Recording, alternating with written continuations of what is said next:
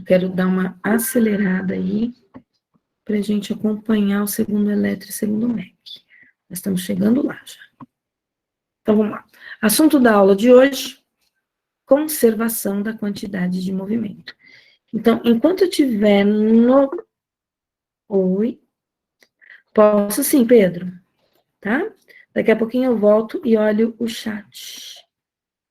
Me lembra, tá, Pedro? Senão corre o risco de eu esquecer.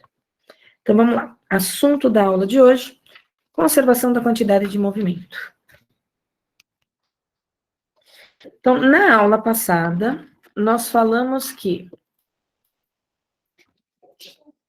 existia um conceito chamado impulso, e impulso era quando uma força era aplicada num corpo durante um certo intervalo de tempo. Estou escrevendo no meu slide. E toda vez que nós tínhamos um impulso, nós tínhamos uma modificação, uma variação na quantidade de movimento que um corpo possui. Então, comecei a aula falando disso aqui, ó. Por definição, quantidade de movimento era massa vezes velocidade. O que significava que toda vez que tinha uma variação na quantidade de movimento, é porque tinha uma variação na velocidade, e não na massa, nos nossos estudos. Juntando o conceito de que impulso era variação de quantidade de movimento, com essas expressões que eu acabei de escrever, nós chegávamos na segunda lei de Newton. Então, impulso é força vezes tempo, quantidade de movimento é massa vezes velocidade. Então, se o impulso modifica a quantidade de movimento, o impulso não modifica a massa, mas modifica a velocidade. O ΔT que estava multiplicando passava para o outro lado, dividindo. Então, os nossos exercícios podiam ser resolvidos por F igual a M vezes A, que é a tal da segunda lei proposta por Isaac Newton. E aí eu falei ainda na aula passada para vocês da unidade do impulso, da unidade da quantidade de movimento. Pera, eu estou no slide de questões comentadas. E lá, no slide lá na frente. Aqui. Deixa eu voltar, que eu estava no slide errado, mas tudo bem, era só rabisco. Falei do conceito de impulso, como força vezes tempo, unidade Newton vezes segundo. A mesma unidade para a quantidade de movimento. Isso é o mesmo que quilograma vezes metro por segundo, então eu posso usar ou uma coisa ou outra, né, como unidade de medida. E também falei dos gráficos. Se eu tivesse um gráfico de força e tempo, a área era numericamente igual ao impulso ou a variação da quantidade de movimento. Impulso e quantidade de movimento são grandezas vetoriais. Isso aqui a gente viu, resulta na segunda lei de Newton. Agora tem uma situação em particular que é aquela onde o impulso é zero.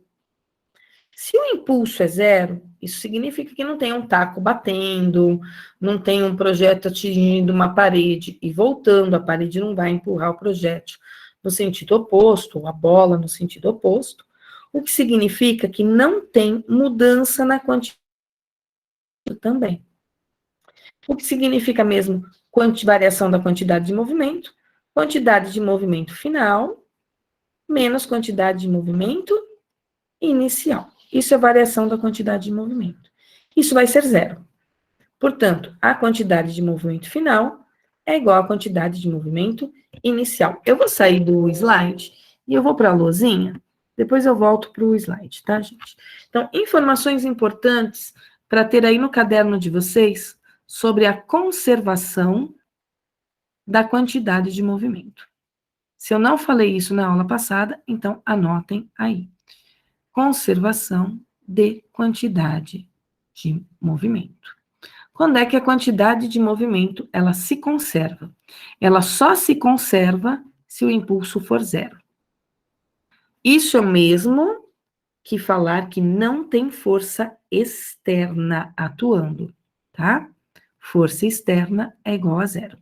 Se o impulso é igual a zero, a variação da quantidade de movimento também é zero. Variação é sempre o final menos o inicial. E aqui eu vou fazer questão de colocar o símbolo do vetor em cima, exatamente para a gente lembrar que essas grandezas são vetoriais. Então, aqui é uma subtração de vetores, tá? Vou pegar esse menos Q inicial, vou levar para o outro lado. Portanto, a quantidade de movimento final, ela vai acabar sendo igual à quantidade de movimento inicial. Esse aqui é o princípio da conservação da quantidade de movimento. O que não significa que não tenham forças atuando, tá? Vai ter forças atuando em algumas situações, mas não são forças externas, são forças internas. E aí, quando a gente fala em forças internas, eu estou falando em par ação e reação. Ok? Que é a terceira lei de Newton. Tá certo? Então, nós falamos das leis de Newton sempre que a gente fala em impulso e quantidade de movimento. Copie essas informações que está em vermelhinho aqui na minha luzinha, porque elas são importantes para vocês, tá? Importante ter isso no caderno.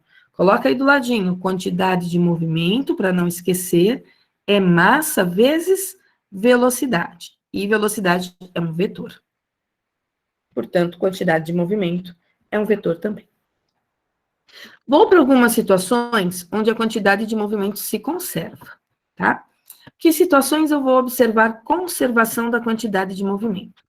Então, eu vou isolar um sistema. O que significa isolar um sistema? Não vai ter forças externas atuando.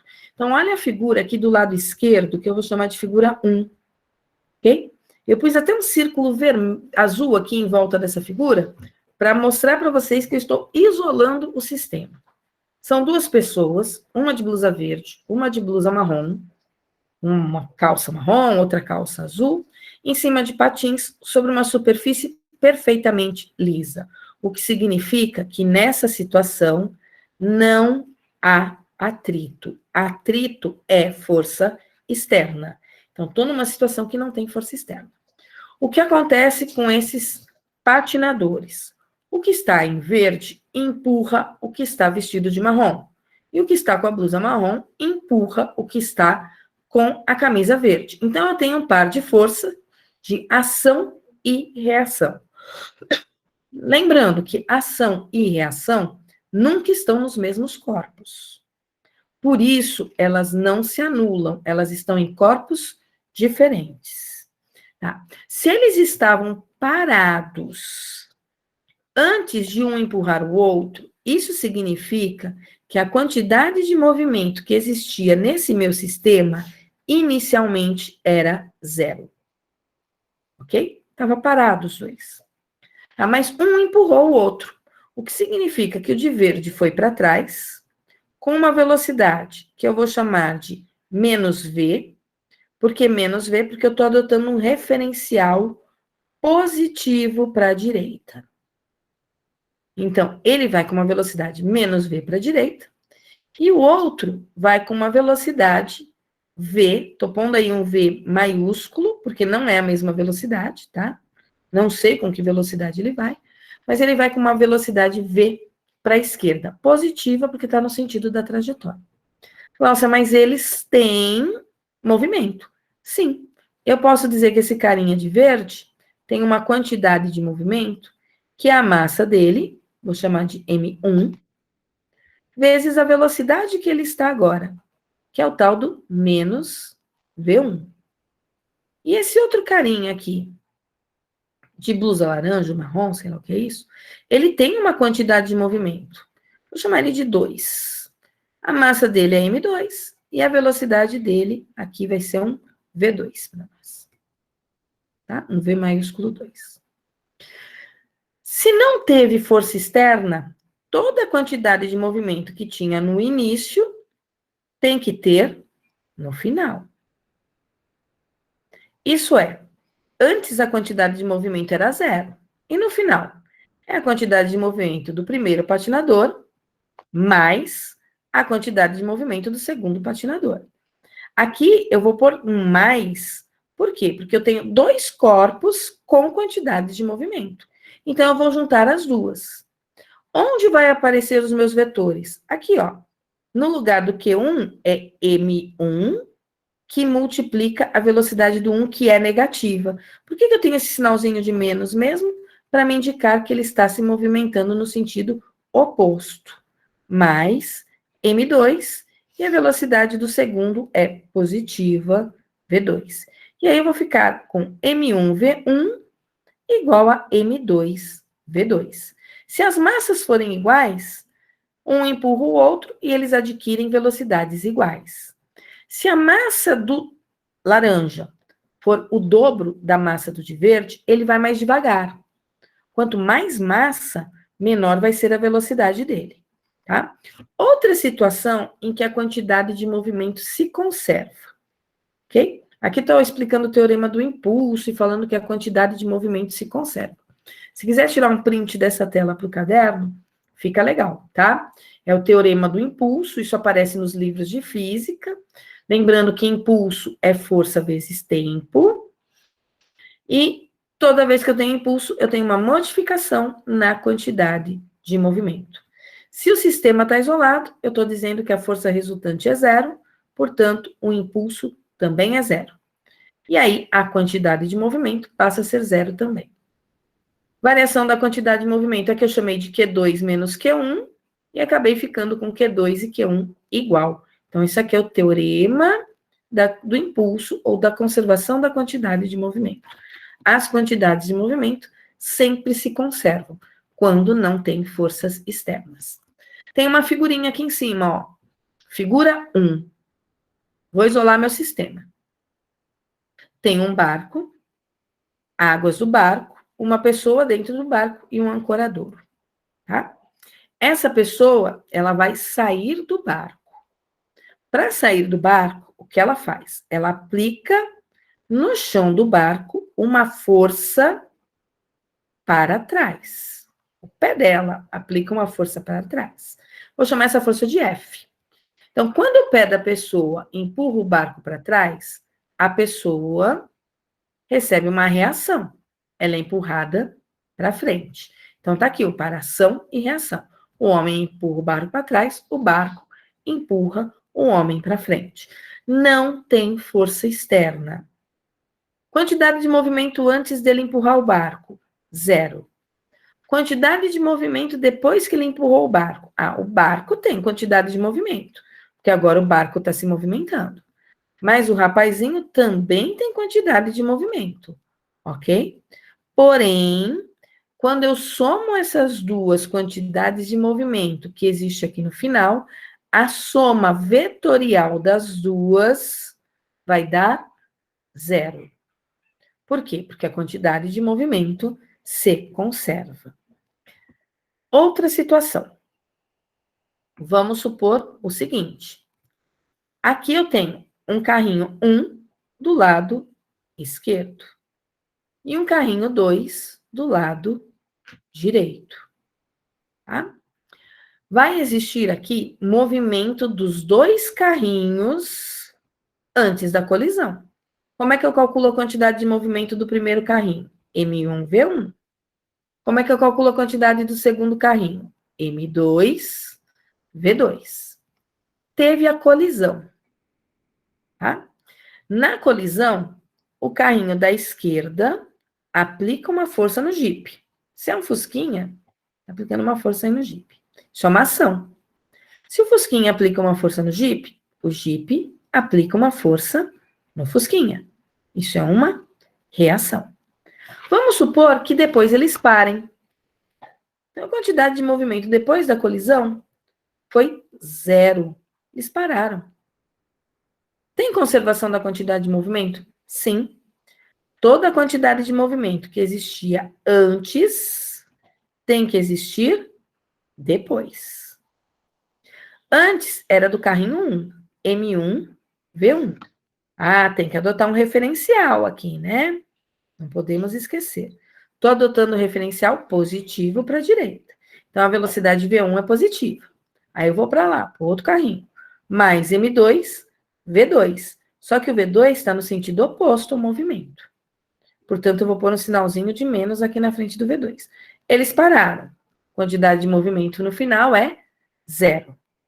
E aí, de novo, eu vou ficar com quantidade de movimento 1 igual à quantidade de movimento do carrinho 2. Tá? Eu vou pegar exemplos com números. Vocês vão ver que esses exercícios são bem legais de se fazer. Outra situação aqui do lado direito. Tem um canhão. Dentro desse canhão tem um projétil. Quantidade de movimento antes do lançamento, 0. Aí o que eu tenho? Projétil vai para frente, canhão vai para trás.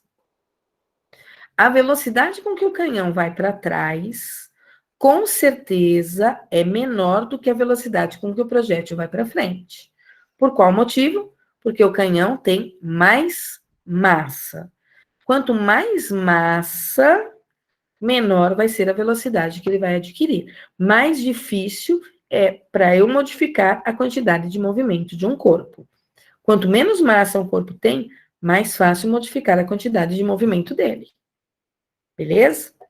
Agora eu vou falar um pouquinho de algumas questões para vocês. Antes disso, eu vou diminuir aqui a tela.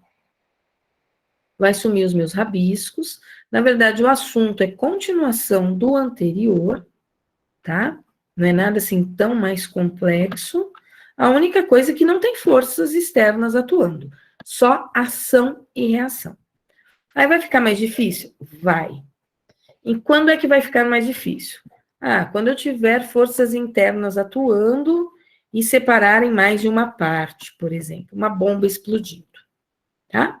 Vou pegar aqui um exemplo comentado para fazer com vocês, ok? Uma questãozinha comentada. Uma das mais simples. Depois a gente vai para as questões mais difíceis, as questões mais complexas. Nossa, eu perdi a caneta.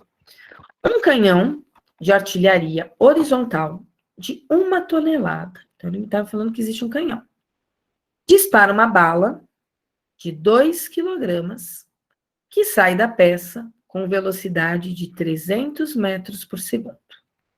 Então, li o primeiro parágrafo. Eu vou desenhar a situação. Existe um canhão.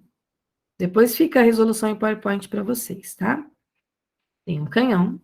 Dentro desse canhão tem uma bala.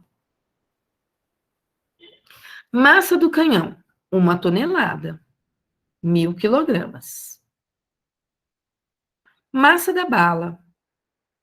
A massa da bala, 2 quilogramas. Então, essa é a massa dos dois, tá?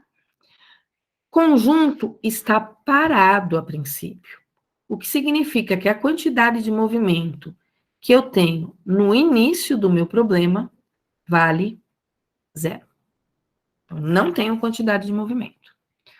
O que vai acontecer? Ele está falando que a bala de massa 2 quilogramas adquire uma velocidade no lançamento dela. Uma velocidade que vale 300 metros por segundo. Como é que ela adquiriu essa velocidade? O canhão empurrou ela para frente. Se o canhão empurrou ela para frente, isso significa que a bala empurrou o canhão para trás. Ação e reação. Nossa, meu canhão ficou horroroso agora. Bom, não está fixo o canhão. Se estiver fixo, ele não vai para trás. É uma bexiga, meu canhão. Ai, que horror. O canhão foi para trás. Com uma velocidade que eu não sei quanto vale a velocidade de recuo desse canhão. O que o problema quer saber? Admita a velocidade da bala constante no interior do canhão e determine a velocidade de recuo da peça do canhão. O canhão foi para trás. O que significa que depois da bala ser lançada, eu tenho a quantidade de movimento da bala e eu tenho a quantidade de movimento do canhão, porque os dois se movimentam. Então, depois da explosão do canhão, eu tenho essa situação. Não tem força externa. Glaucia, como é que eu sei que não tem força externa? Força externa é um taco, alguém chutando, alguém batendo, alguém empurrando, atrito. Não tem nada disso na situação. Tá? Então, se não envolve nada disso, não tem força externa. Conservação da quantidade de movimento. Toda a quantidade de movimento que tem antes da explosão tem que ser igual à quantidade de movimento que existe depois da explosão. Mas antes da explosão era 0. E depois da explosão, tem movimento a bala e tem movimento o canhão. Como é que eu vou calcular a quantidade de movimento da bala? É a massa da bala vezes a velocidade da bala. Lembrando que essa velocidade é depois que a bala saiu, tá? Mais a massa do canhão vezes a velocidade do canhão. Quanto é a massa da bala? 2 quilogramas. Velocidade da bala? 300. Mais, qual que é a massa do canhão? 1000. Qual que é a velocidade do canhão? Eu vou colocar aqui, ó, V canhão. Eu não vou pôr o sinalzinho de menos. Eu tenho o hábito de pôr, né? Porque eu estou dizendo que o canhão está indo para trás. Se eu adotar o referencial positivo para a direita, a velocidade do canhão vai ser negativa. Se acontecer de vocês esquecerem de colocar o sinal aqui, não se preocupem, tá? Então, vocês podem ou não colocar um sinalzinho aqui para a velocidade do canhão. Esqueci, Glaucio. Não tem problema, vai aparecer lá no final, tá? Pega esse 1000 velocidade do canhão e leva para o outro lado. Ele é positivo, ele vai passar negativo. E 2 vezes 300 é 600. Portanto, eu fiquei com menos 1000, vou pôr aqui para cima, velocidade do canhão, igual a 600. A velocidade do canhão, então, vai ser menos 600 sobre 1000. Olha o sinalzinho de menos aparecendo aqui. Velocidade do canhão, portanto, vai ser de menos 0,6 metros por segundo. Opa, o que significa esse sinalzinho de menos para mim? Significa que ocorreu um recuo do canhão. O canhão foi para trás, tá? Velocidade pequenininha do canhão, 0,6 metros por segundo? Sim, a massa dele era 1 tonelada. Enquanto a bala foi para frente a 300 metros por segundo, o canhão foi para trás apenas a 0,6 metros por segundo. Olha, é um exercício simplesinho de conservação de quantidade de movimento. Quem quiser printar a tela para ter os rabiscos, copia aí a tela. Quem quiser o PowerPoint, eu já vou sair dessa tela e aí copia o PowerPoint ou tira print do PowerPoint. Então, eu estou deletando os rabiscos, descartando todos eles, e estou deixando aqui a resolução em PowerPoint. E enquanto vocês tiram print aí dessa resolução em PowerPoint, lembrando, esses slides estão no e-book de vocês, tá? Deixa eu ver se eu consigo abrir, aumentar mais. Eu vou começar a chamada. Eu não sei quem copia, quem não copia, mas vamos fazer uma chamadinha aqui de trás para frente hoje. Ian está presente. Se o Ian estiver presente, põe um S para mim no chat, por favor. Vitor Osamu está presente.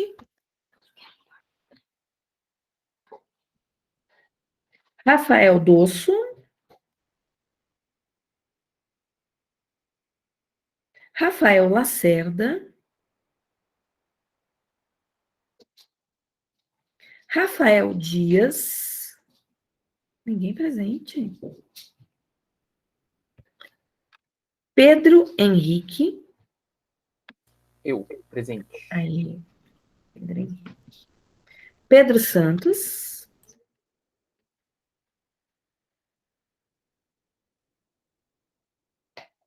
Eu falei você, Yara? Ai, desculpa, Yara. Eu falei Ian. Ao invés de falar Yara, so sorry. Desculpa, Yara. Eu não sei porque eu li Ian. Eu tô acostumada com Ian. Desculpas. Pessoal, posso tirar essa tela? Se alguém estiver copiando, põe um ponto para mim no chat. Senão eu vou prosseguir aqui com o próximo exemplo, depois eu continuo a chamada. Parei a chamada no Pedro Santos. Sem ponto, sem nada. Ai, segundo o Info, vocês são tão quietinhos, gente. Vamos lá. Próximo exemplo. Peraí que eu fiz caca aqui nos meus slides. Apresentação. Próximo exemplo.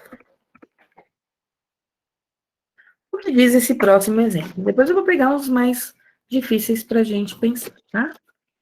Vou pegar aí uns do ITA, algumas coisas parecidas com isso. 2 blocos, A e B, de massas respectivamente iguais a 2 kg e 4 kg, encontram-se em repouso sobre um plano horizontal perfeitamente polidos. Isso é, não tem atrito. Entre os blocos há uma mola de massa desprezível. Isso é, a mola não vai entrar no nosso problema. Mas ela está comprimida. Isso está impedindo ela de se expandir. Tem barbante ali, ó, que conecta os blocos. Então, olhando a figura, eu tenho um bloco A, massa dele 2 kg. Eu tenho um bloco B, massa dele 4 kg. Entre eles tem uma mola que está comprimida porque tem um barbante preso no A e no B. Em um determinado instante, queima-se o barbante e a mola se expande, impulsionando os blocos. Sabendo que o bloco B adquire uma velocidade de 3 metros por segundo e que a influência do ar é desprezível, determine a intensidade da velocidade adquirida pelo bloco A. Então, analisando a situação, o que eu tenho antes?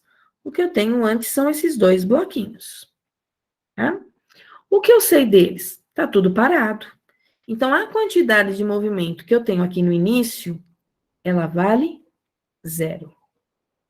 Tá? Aí rompeu o barbante. Quando rompeu o barbante, a mola empurrou o A para a esquerda com uma velocidade que eu vou chamar de VA', e a mola empurrou o B para a direita com uma velocidade que eu vou chamar de VB'. Ele me deu informações sobre a velocidade do B. A velocidade do B é 3 metros por segundo. E ele quer saber a velocidade do A. Olha que tranquilo.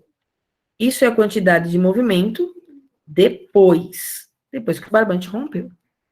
Pelo princípio da conservação da quantidade de movimento, toda a quantidade de movimento que tem antes tem que ser igual à quantidade de movimento que tem depois. Quanto vale a quantidade de movimento que eu tenho antes? Que é lá no início do meu problema, é 0. E qual que é a quantidade de movimento que eu tenho depois? Que é lá no final. É a quantidade de movimento do A mais a quantidade de movimento do B. É sempre uma soma vetorial. Como é que eu calculo a quantidade de movimento do A? É a massa do A vezes a velocidade do A. Como que eu calculo a quantidade de movimento do B? É a massa do B vezes a velocidade do B. Quanto vale a massa do A? 2. E a velocidade do A? Eu não sei. É isso que o problema quer saber. Se eu quiser, eu posso admitir um sentido positivo, estou voltando lá no meu desenho, adotar um sentido positivo para a direita, para essa trajetória, e já colocar um sinalzinho de menos no VA. Aí, se você quiser adotar a trajetória positiva para a esquerda, pode? Posso sim. Só que aí a velocidade do B é que vai ficar negativa, ok? Se não quiser colocar sinal, não precisa. Mas, massa do B. Qual que é a massa do B? 4 kg. Velocidade do B, 3 metros por segundo. Vou pegar o 2VA, vou levar para o outro lado. Como ele é positivo, ele vai passar negativo. 4 vezes 3, 12. Eu fiquei com 2VA' negativo igual a 12, portanto, o meu VA' é menos 12 sobre 2, o que vai me dar menos 6. O que significa esse sinal de menos? Significa que o A está andando no sentido oposto ao da trajetória. Isso é, ele tem um movimento do tipo retrógrado. Se eu tivesse colocado o sinalzinho de menos antes, aqui ó, lá em cima, não faria diferença, porque eu já teria admitido que antes estava parado, depois o A era empurrado para trás, portanto, eu já estaria admitindo, a princípio, um movimento retrógrado. E aí eu acharia só o valor da velocidade dele, já que eu admiti que o movimento inicialmente era retrógrado. Ok? Eu vou. Ai, meu Deus, meu celular está tocando. Vou descartar os meus rabiscos. Acha meu celular, filho? E vou deixar para vocês aqui o PowerPoint. Minha bolsa está atrás da sua cadeira, filho. Eu pus o meu celular para despertar aí às 3h20, que é normalmente quando eu faço intervalinho com vocês. Mas eu não vou fazer intervalinho agora, não. Desligou? Obrigada. Eu vou para uma outra situação agora, para um outro exemplo. Antes de ir para outro exemplo, eu vou deixar essa luzinha aí para quem vai tirar print do PowerPoint, tá? Paulo Henrique está presente? Põe um S para mim no chat, Paulo Henrique. Professora, tá sim. Oi. Otávio, tá por aí, Otávio? Presente. Salve, salve, Otávio. Murilo. Cadê Murilo? Milena. Mi, cadê você? Oi, Mi. Matheus Salles. Cadê o Teus? Salve, salve, Matheus. Maria Paula. Cadê Maria Paula? Aqui, professora. Aí. Vou tirar esse slide. Quero pôr uns exercícios mais difíceis para a gente fazer. Esses daí são muito fáceis. Vocês tiram de letra esses daí. Né? Próximo exemplo. Esse aqui é bonito. Esse aqui eu vou até levar ele para minha lousinha, o enunciado dele. Vou tirar ele daqui. Opa! Porque ele é bem longa a resolução dele. Ei, Gláucia. Que mistureba que eu fiz aqui. Quero o próximo slide. Sumiram minhas miniaturas. O próximo. Põe a apresentação. Acabou. Ah, meu Deus, o que eu fiz? Sumi com o meu exercício. Tá aqui. Quero só pegar isso aqui um pouco. Vou lá para minha lousinha, porque esse aqui a resolução dele é bem longa, gente. Bem longa de verdade. Então, vamos lá. Esse exemplo, o que ele tem de diferente dos anteriores? É um projétil que explode em 3 pedaços. Olha que legal. Esse sim vale a pena a gente fazer.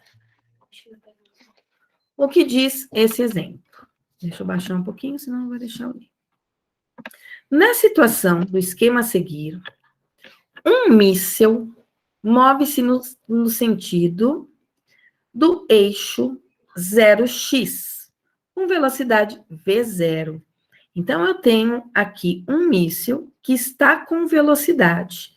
Portanto, isto aqui é a minha situação inicial. Seria a quantidade de movimento antes. Veja, um míssil, ele não tem movimento na vertical. Então, eu vou escrever aqui do ladinho direito, ó, antes do míssil explodir. E vou colocar quantidade de movimento antes no eixo X. Como é que eu calcularia a quantidade de movimento desse míssil no eixo X? Eu parei no ponto, ó, eu nem prossegui a leitura do problema. Como é que eu calcularia a quantidade de movimento desse míssil no eixo X?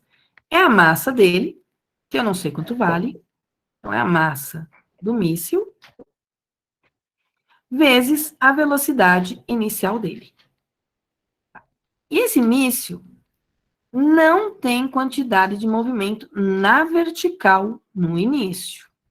Então, eu vou dizer que na vertical, que é o eixo Y, a quantidade de movimento dele é 0. Tá? Depois eu substituo aí por valores, se eu tiver algum valor. Continuando a leitura do problema. Em um dado instante, ele explode, fragmentando-se em 3 partes. Parte A, B e C, de massas M, 2 M's e 2 M, respectivamente. Portanto, se ele se separou em 3 partes que tem esse valor, eu sei a massa total do míssil antes da explosão. Ela vai ser M mais 2 M's mais 2 M's. Então, eu já vou trocar aqui, ó. Quantidade de movimento antes da explosão no eixo X vai ser a massa do míssil, que é 5M, vezes a velocidade inicial dele, que está lá no enunciado, é de 40 metros por segundo. O que vai me dar uma quantidade de movimento que vai ser 5 vezes 40 é 200. 200 M. E vou guardar essa informação sobre o meu míssil antes da explosão. Guarda isso aí, tá? Põe aí em algum lugar essa informação guardadinha. Aí ele explodiu, olhando a figura agora do lado direito, imediatamente depois da explosão. O que aconteceu imediatamente depois da explosão? O pedaço A marrom tá aqui, eu sei a massa dele, é M. O pedaço azul, que é a ponta do míssil, é o pedaço B, a massa dele é 2 M's. E a parte do meio, que é a parte amarela, que é a parte C, também tem massa 2 M's. Mas vejam que eles adquiriram velocidade VB, que forma um ângulo de 60 graus com a horizontal, e o VC também forma um ângulo de 60 graus com a horizontal. Vamos continuar lendo o problema. Sabendo que, imediatamente após a explosão, as velocidades da parte B e C valem VB igual a VC, que é igual a 110 metros por segundo, determine as características da velocidade vetorial da parte A, levando em conta o referencial 0xy. Então, vamos olhar o que ele quis dizer agora nessa última frase. Teve uma explosão. Então, vou olhar a quantidade de movimento depois. Não tem força externa. O míssil explodiu por causa das forças internas. Quando eu for olhar a quantidade de movimento depois, eu tenho que olhar a quantidade de movimento do pedaço A, a quantidade de movimento do pedaço B e a quantidade de movimento do pedaço C. Beleza, mas isso aí é bidimensional. Isso é, o pedaço B e o pedaço C se movem tanto no eixo X quanto no eixo Y. Antes ele se movimentava tudo unidimensionalmente, só no eixo X. Agora tem 2 eixos para o movimento. O que nós vamos fazer nessas situações? Nós vamos decompor as velocidades. Então, eu vou dizer que existe uma componente da velocidade do C, estou pondo em preto aqui, ó, no eixo X, que eu vou chamar de componente VCX, e tem uma componente da velocidade do C no eixo Y, que eu vou chamar de VCY. O que mais eu sei? O B também tem um movimento bidimensional. Então, eu vou pegar a velocidade do B e vou decompor aqui em laranja, ó. Eu tenho uma componente da velocidade do B no eixo X. E tem uma componente da velocidade do B no eixo Y. Então, eu separei os meus vetores VBX e VBY em 2 componentes. Aí, o pedaço A. O pedaço A, eu não sei o que aconteceu com ele. E é exatamente isso o que o problema quer saber. As características da parte A. Será que a parte A tem velocidade em X e em Y? Se eu somar a velocidade em X e velocidade em Y, eu acho a velocidade A. Então, o que eu estou fazendo? Eu estou separando tanto o movimento antes como o movimento depois em 2 eixos, no X e no Y. Então, vamos escrever agora essa quantidade de movimento do X e do Y depois da explosão do míssil. Então, depois da explosão, eu vou ter uma quantidade de movimento no eixo X, que eu vou chamar de QAX, vou pôr um apóstrofozinho aqui, mais QAY, mais QBX, não vou misturar X com Y, não. Então, vamos supor que o A tem a quantidade de movimento, mas o B também tem quantidade de movimento no eixo X, e o C também tem quantidade de movimento no eixo X.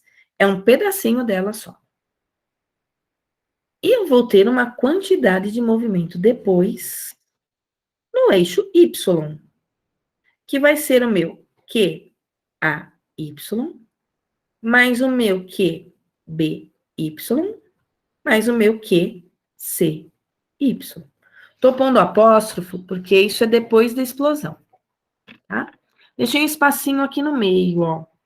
Por quê? Porque eu vou escrever isso agora com as letrinhas que eu sei. Quem é a quantidade de movimento depois no eixo X? Do pedacinho A, vai ser MAVAX.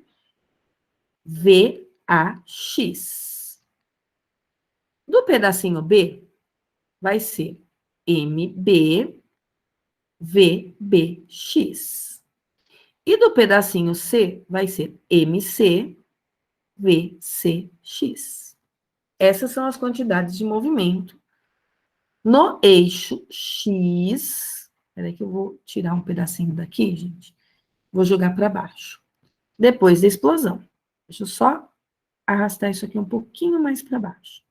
Precisava de um pouquinho mais de espaço aí. Vamos trocar essas letrinhas por informações do enunciado do problema. Quem é a massa do A?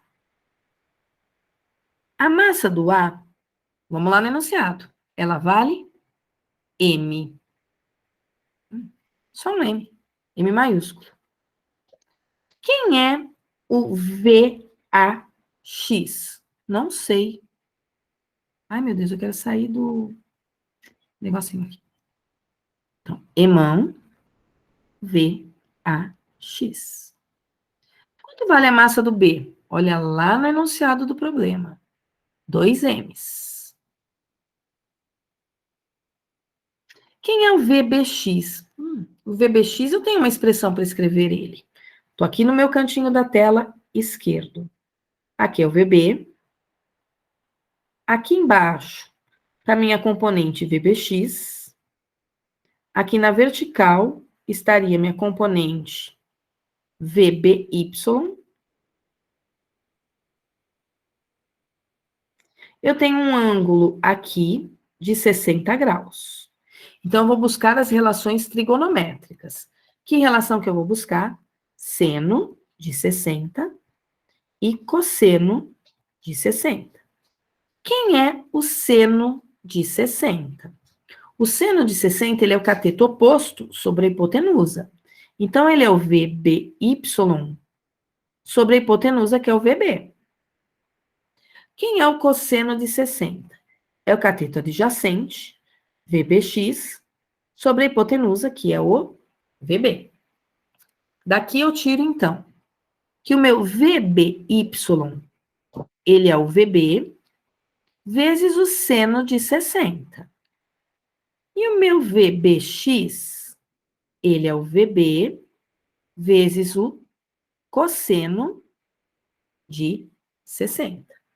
Ah, mas a gente sabe os valores do VB e do VC, se precisar? Sim, estão no enunciado, ó.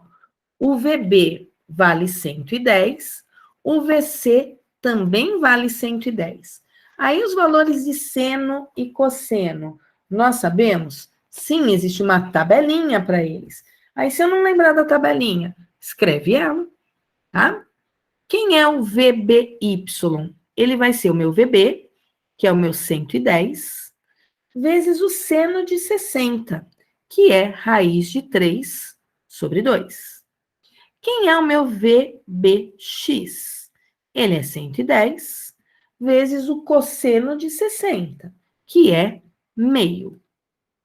Deixa eu recortar isso aqui e trazer um pouquinho mais para a esquerda, para não ficar com ele perdido aí no meio do caminho. Deixa eu arrastar ele para cá. Senão vai começar a grudar todas as informações. Oh, meu Deus. Ele sumiu, meu recorte. Estou só arrastando um pouquinho para a esquerda, tá, gente? Ele não vai arrastar.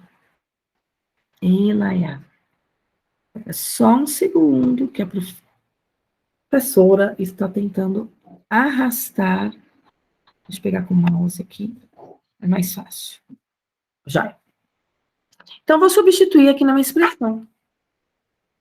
Quem é o VBX? O VBX, ele é 110 que multiplica meio. Isso aqui é o VBX. Troquei o VBX, gente. Mais, quem é MC? Vamos lá no enunciado. A massa do C é 2m. Como a velocidade do B e a velocidade do C são iguais em módulo, e o ângulo é o mesmo, eu vou usar as mesmas contas que eu fiz aqui para o X, para o B, tá bom? Tanto para o X quanto para o Y. Afinal, eles têm velocidades iguais e ângulos iguais. Tem só uma diferença. O VBY está para cima e o VCY está para baixo. Então, eu vou ter que levar em consideração um sinalzinho diferente quando eu falar no eixo Y. Mas no eixo X é a mesma coisa, porque tanto o VBX quanto o VCX estão na mesma direção e no mesmo sentido. Então, aqui eu também vou trocar por 110 vezes meio. O que vai sobrar para mim disso aí? Dá para simplificar algumas coisas. Dá para simplificar. M não, ainda não. M eu não posso simplificar. Dá para simplificar 2 com 2. E aqui também 2 com 2. E eu consigo juntar 110M com 110M. Então, vou deixar escrito aqui em vermelho, ó, que a quantidade de movimento depois, no eixo X, ela vai ser emão VAX mais 110 vezes M. Com 110 vezes M, isso aqui vai me dar 2 vezes o 110, que vai dar 220 vezes M. E vou guardar essa informação. Vou deixar ela guardadinha. Olha que trabalhão vai dar esse exercício. Eu separei as velocidades em x e y do pedaço B e do pedaço C. Estou escrevendo as quantidades de movimento depois da explosão, para o A, para o B e para o C, no eixo X. Agora eu vou fazer as mesmas coisas para o eixo Y. Quem é a quantidade de movimento do A no eixo Y? A é a massa do A vezes a velocidade do A no eixo Y. Ok. Qual é a quantidade de movimento do B no eixo Y? É a massa do B vezes a velocidade do B no eixo Y. Quem é a quantidade de movimento do C no eixo Y?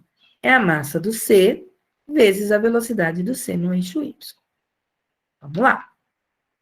Quantidade de movimento depois. Quanto é a massa do A? M. Velocidade do A no eixo Y? Não sei. Mais massa do B? 2m. Velocidade do B no eixo Y? Tá aqui, ó, no meu cantinho esquerdo. 110 raiz de 3 sobre 2. Massa do C. Quanto vale a massa do C? 2m. E a velocidade do C? Menos 110, que multiplica meio. Opa, não. Raiz de 3 sobre 2. Opa, eu me perdendo aqui. Pus um sinalzinho de menos, porque eu, Glaucia, estou adotando que o Y está para baixo do C, então está no sentido oposto ao do B. B está para cima, C está para baixo. Vamos simplificar algumas coisas. Olha aí como vai ocupar bastante espaço esse exercício. Quem que eu consigo simplificar nessa minha expressão? Um 2 daqui, com um 2 aqui de baixo, um 2 daqui, com um 2 aqui de baixo. Sobrou, então, 110 raiz de 3m, com menos 110 raiz de 3m. Opa, então, tudo isso aqui vai sumir. Ok? Porque um é positivo, o outro é negativo. Sobrou para nós, então, que a quantidade de movimento depois, no eixo Y, é apenas MA VAY, mais zero.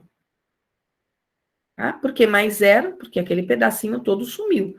Então, se eu não quiser colocar mais zero, eu não preciso colocar. O problema acabou? Não, não achei ainda a velocidade do A depois da explosão. O que eu tenho que fazer agora, depois que eu fiz tudo isso? Eu tenho que igualar as quantidades de movimento. Que quantidade de movimento que eu vou igualar? Eu vou pensar primeiro no eixo X.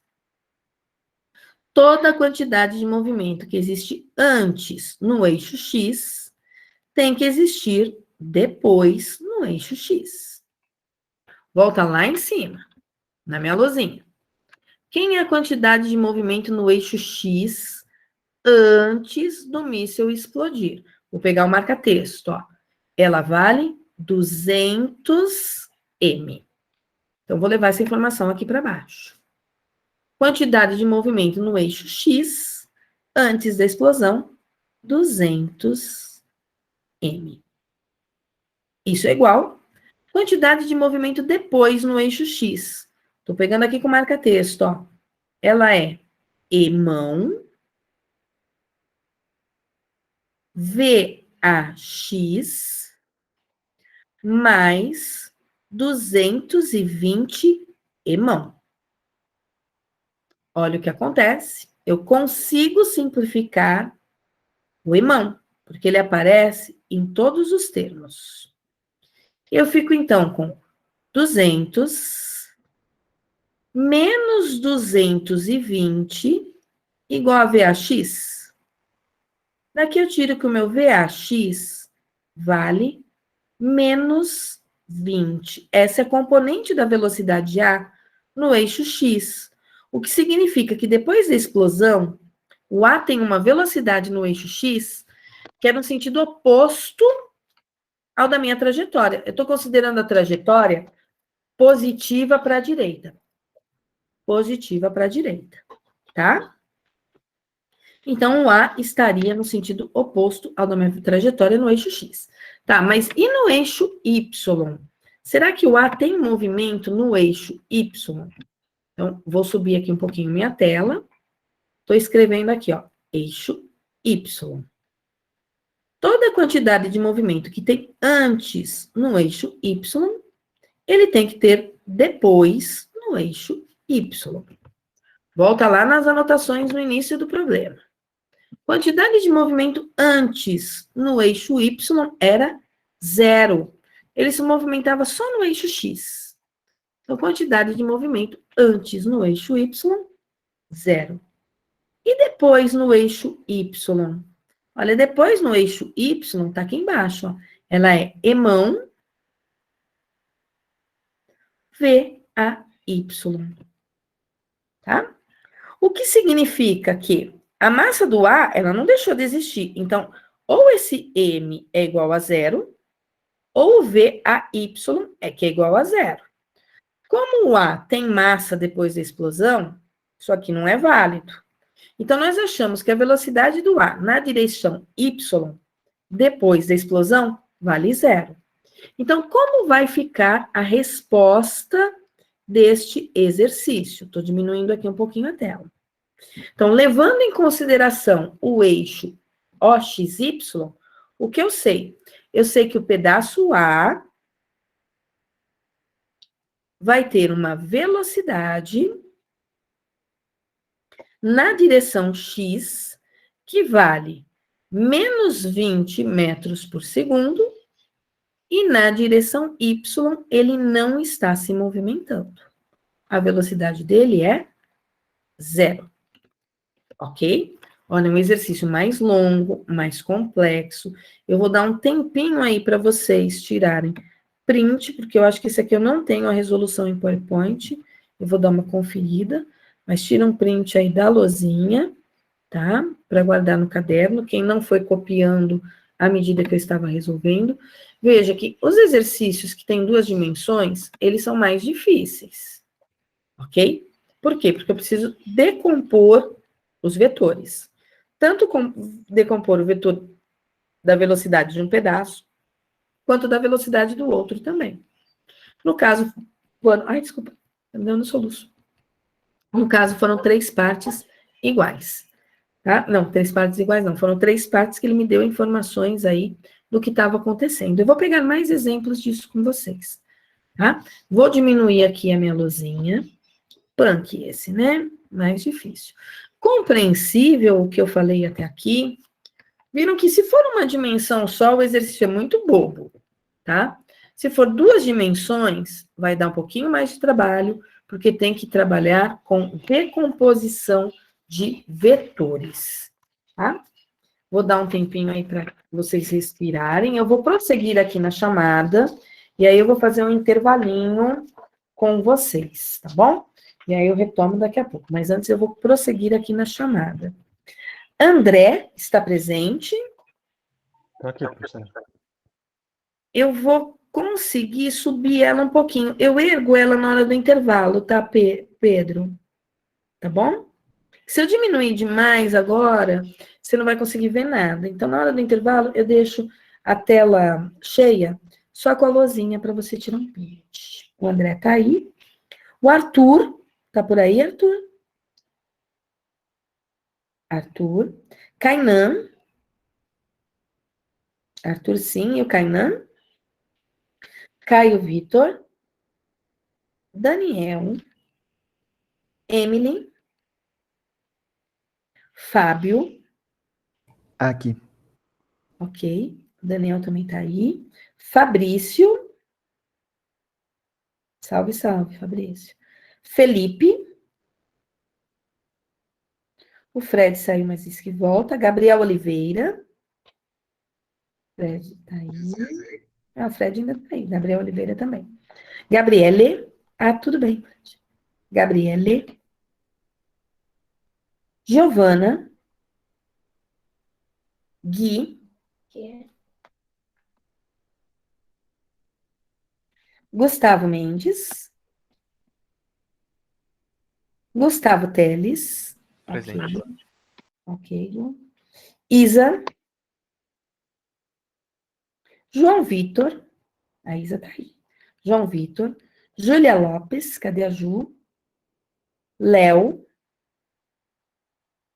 Letícia.